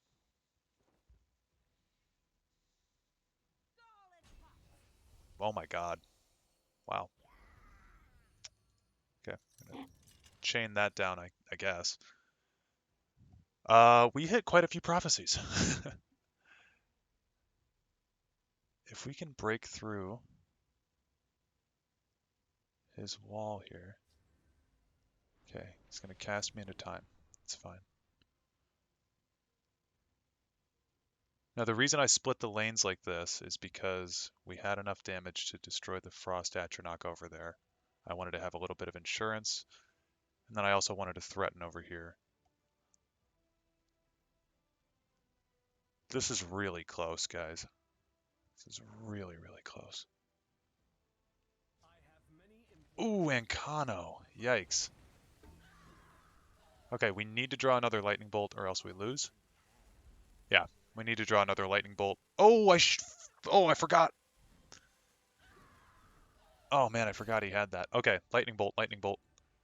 Ice spike, maybe will work. We'll have to see. Ice spike. Ice storm. Not enough.